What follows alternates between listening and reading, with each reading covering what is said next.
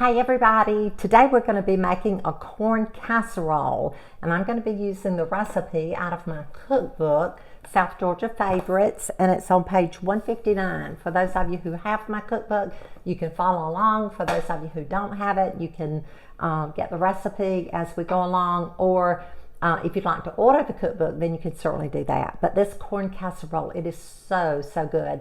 Memorial Day is coming up, and it is a great side dish to serve, to take to a gathering, and in fact that's what I'm going to do. I'm going to be taking it to a gathering.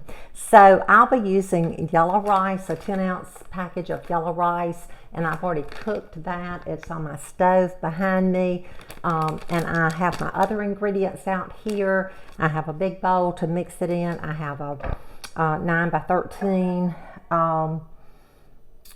casserole dish here, baking dish, that was loud, baking dish that I have sprayed with a no-stick spray. And I used a brush just to brush mine around. So let me bring you in close. I know you like to see exactly how I do it, and so that you can see it all mixed together. So let's get started. We'll make this corn casserole together. Okay, now we're ready to put our corn casserole together. This is the yellow rice that I used, and it was a 10-ounce package, and as I said, I just followed the directions on the back of the package. I have placed it in this large bowl, and I just took a fork to kind of just mix it around just a little bit and kind of fluff it up. The next thing that I'm going to add is 2 cans of Mexicorn. I don't know, hopefully you can see this. These are 11-ounce cans of Mexicorn. So I'm just going to pour that in the on top of the corn, and I like to get it all out. You know how I feel about that. And we're using 2 cans of Mexicorn. So that's good, just like that.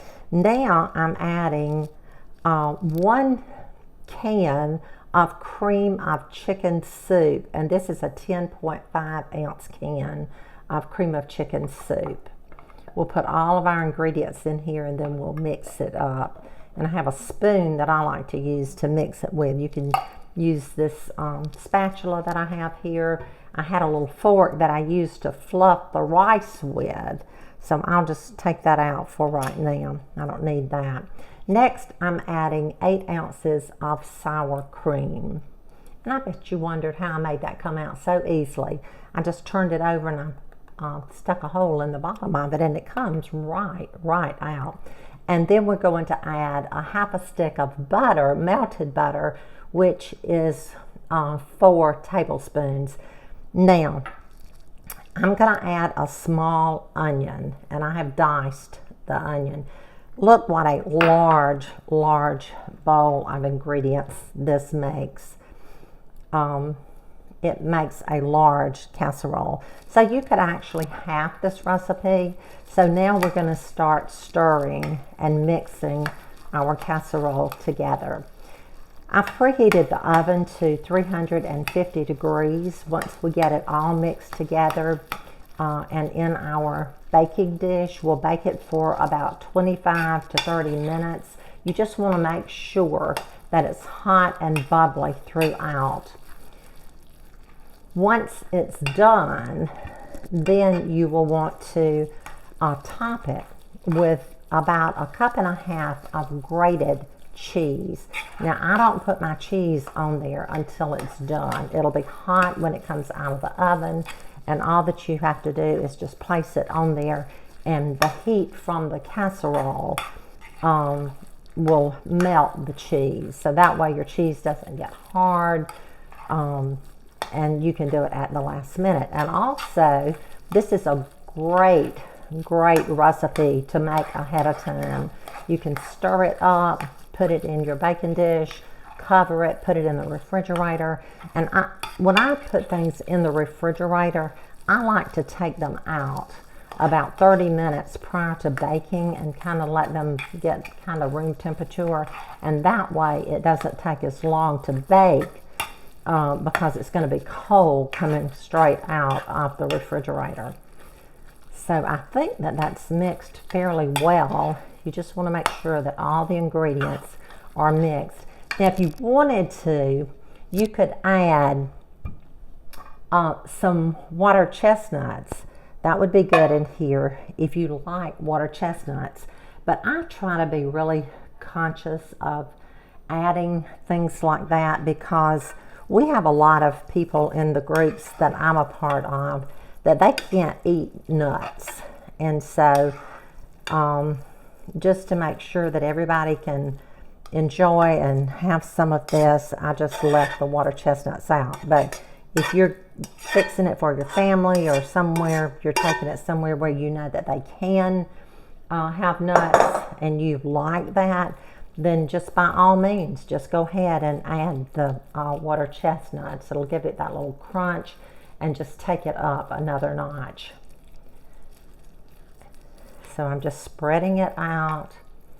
I try not to pack it too much. I just kind of like to get it even. And then it's ready to go, or now, not then. It's ready to go in the oven and bake. And then once it's done, once it's hot through and through, I'll come back and I'll place the cheese on it. And we'll be finished with this delicious corn casserole. Okay, friends, that's it for today. Our corn casserole is ready to come out of the oven. I'm about to grab it, and we're going to top it with some cheese. Remember, I told you that you don't put the cheese on it until it comes out of the oven. So let's see what we've got here.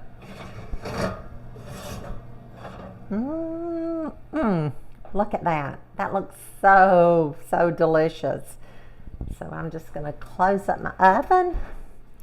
And I have some grated cheese here. And I tell you, a cup and a half. I have way more than a cup and a half, but I'll use whatever I feel like I need. And the casserole is so hot that it will melt this cheese.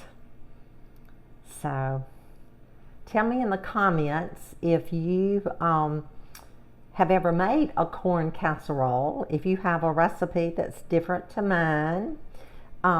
If you have my cookbook, if you have tried this recipe and how you like it. I had a friend the other day tell me that they go to the beach every year and they take all of their children and their grandchildren and they make fajitas. They love fajitas. And he said, I had been wanting to try your corn casserole, and he said, I did, and that's going to be on my menu when we go to the beach.